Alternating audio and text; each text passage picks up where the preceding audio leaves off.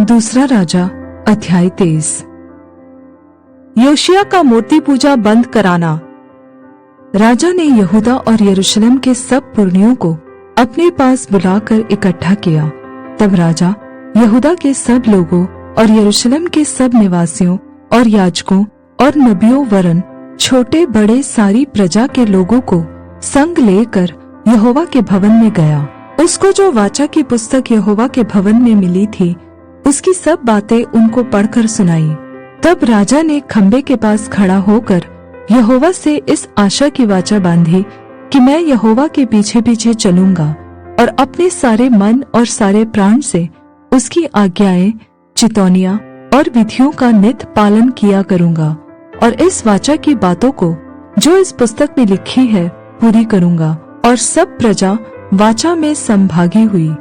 तब राजा ने हिल्किय्याह महायाजक और उसके नीचे के याजकों और द्वारपालों को आज्ञा दी कि जितने पात्र बाल और अशेरा और आकाश के सब गणों के लिए बने हैं, उन सभी को यहोवा के मंदिर में से निकाल ले आओ।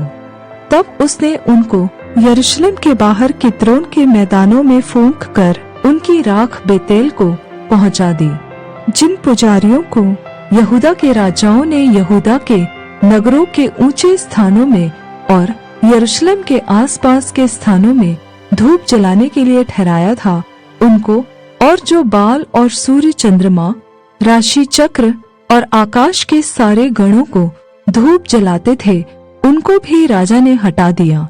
वह अशेरा को यहोवा के भवन में से निकालकर यरूशलेम के बाहर किद्रोन नाले में ले गया और वहीं उसको फूंक दिया और पीस कर बुकनी कर दिया। तब वो बुकनी साधारण लोगों की कब्रों पर फेंक दी।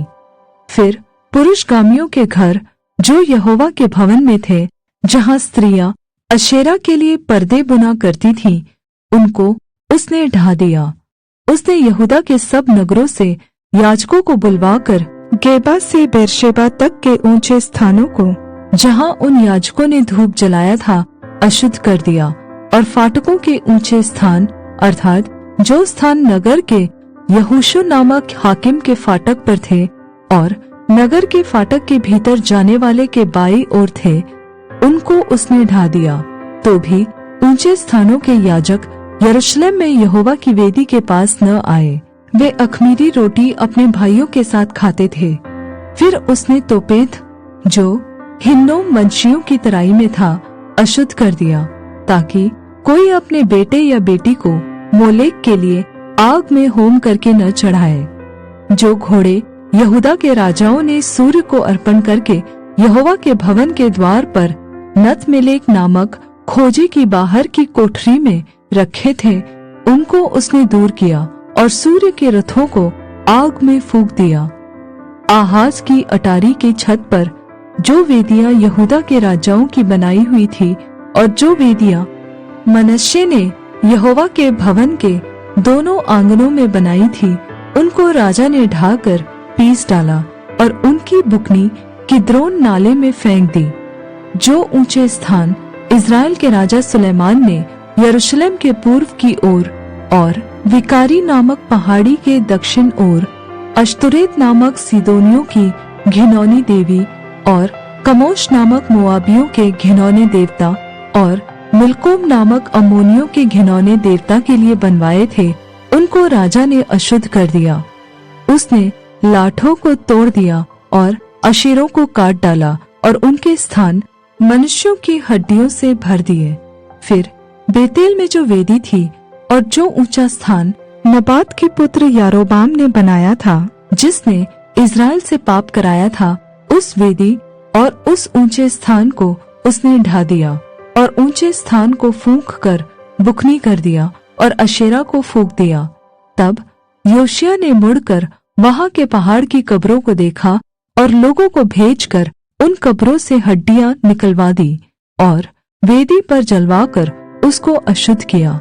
यह यहोवा के उस वचन के अनुसार हुआ जो परमेश्वर के उस भक्त ने पुकार कर कहा था, जिसने इन्हीं बातों की चर्चा की थी। तब उसने पूछा, जो खम्बा मुझे दिखाई पड़ता है वह क्या है? तब नगर के लोगों ने उससे कहा, वह परमेश्वर के उस भक्त जन की कब्र है जिसने यहूदा से आकर इसी काम की चर्चा पुकार कर की थी जो तूने बेतेल की वेदी से किया है।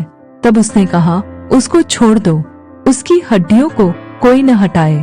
तब उन्होंने उसकी हड्डियां उस नबी की हड्डियों के संग जो सामरिया से आया था रहने दी। फिर ऊंचे स्थान के जितने भवन सामरिया के नगरों में थे, जिनको इज़राइल के राजाओं ने बनाकर यहोवा को क्रोध दिलाया था, उन सभी को योशिय्याह ने गिरा दिया और जैसा जैसा उसने बेतेल में किया था वैसा वैसा उनसे भी किया। उन ऊंचे स्थानों के जितने याजक वहां थे, उन सभी को उसने उन्हीं वेदियों पर बलि किया और उन पर मनुष्यों की हड्डियां जलाकर यरूशलेम को लौट गया। योशिय्याह का उत्तम चरित्र। राजा ने सारी प्रजा के लोगों को आज्ञा दी, इस वाचा की पुस्तक में जो कुछ लिखा है उसके अनुसार अपने परमेश्वर यहोवा के लिए फसह का पर्व मानो। निश्चय ऐसा फसह न तो न्यायियों के दिनों में माना गया था जो इज़राइल का न्याय करते थे, और न इज़राइल या यहूदा के राजाओं के दिनों में माना गया था। राजा योशिय्याह के राज्य के 18वें वर्ष में यहोवा के लिए यरूशलेम में यह फसह माना गया। फिर ओझे, भूत सिद्धि वाले, गृह देवता, मूर्तें और जितनी घिनौनी वस्तुएं यहूदा देश और यरूशलेम में जहाँ कहीं दिखाई पड़ी, उन सभी को योशिय्याह ने इस मनसा से नाश किया कि व्यवस्था की जो बातें उस पुस्तक में लिखी थी जो हिल्किय्याह याजक को यहोवा के भवन में मिली थी, उनको वह पूरी करे। उसके तुल्य न तो उससे पहले कोई ऐसा राजा हुआ और न उसके बाद ऐसा कोई राजा उठा जो मूसा की पूरी व्यवस्था के अनुसार अपने पूर्ण मन और पूर्ण प्राण और पूर्ण शक्ति से यहोवा की ओर फिरा हो। तो भी यहोवा का भड़का हुआ बड़ा कोप शांत न हुआ, जो इस कारण से यहूदा पर भड़का था कि मनश्शे ने यहोवा को क्रोध पर क्रोध दिलाया था। यहोवा ने कहा था, जैसे मैंने इज़राइल को अपने सामने से दूर किया, वैसे ही यहूदा को भी दूर करूंगा, और इस यरूशलेम नगर जिसे मैंने चुना और इस भवन जिसके विषय मैंने कहा कि यह मेरे नाम का निवास होगा, के विरुद्ध मैं हाथ उठाऊंगा।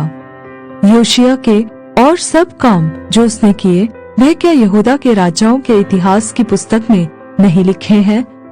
उसके दिनों में फिरौन नको नामक मिस्र का राजा अशूर के राजा की सहायता करने फरात महानद तक गया, तो योशिय्याह राजा भी उसका सामना करने को गया, और फिरौन नको ने उसको देखते ही मगिदो में मार डाला। तब उसके कर्मचारियों ने उसका शव एक रथ पर रख मगिदो से ले जाकर यरूशलेम को पहुंचाया और उसकी निज कब्र में रख दिया। तब साधारण लोगों ने योशिय्याह के पुत्र यहोआहाज को लेकर उसका अभिषेक करके उसके पिता के स्थान पर राजा नियुक्त किया। यहोआहाज का राज्य।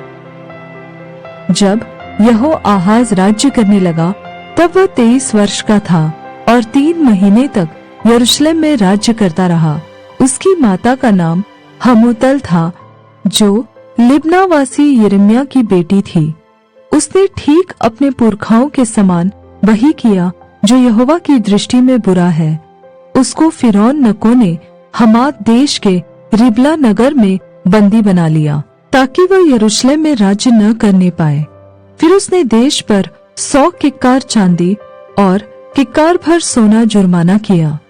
तब फिरौन नको ने योशिय्याह के पुत्र एलयाकीम को उसके पिता योशिय्याह के स्थान पर राजा नियुक्त किया और उसका नाम बदलकर यहोयाकीम रखा। परंतु यहोआहाज को वह ले गया और यहोआहाज मिस्र में जाकर वहीं मर गया। यहोयाकीम ने फिरौन को वह चांदी और सोना तो दिया, परंतु देश पर इसलिए कर लगाया कि फिरौन की आज्ञा के अनुसार उसे दे सके, अर्थात देश के सब लोगों से जितना जिस पर लगान लगा उतनी चांदी और सोना उससे फिरौन नको को देने के लिए ले लिया। यहोयाकीम का राज्य। जब यहोयाकीम राज्य करने लगा तब वह 25 वर्ष का था और 11 वर्ष तक यरूशलेम में राज्य करता रहा। उसकी माता का नाम जबीदा था, जो रूमावासी पदाया की बेटी थी। उसने ठीक अपने पुरखाओं के समान वह किया जो यहोवा की दृष्टि में बुरा है।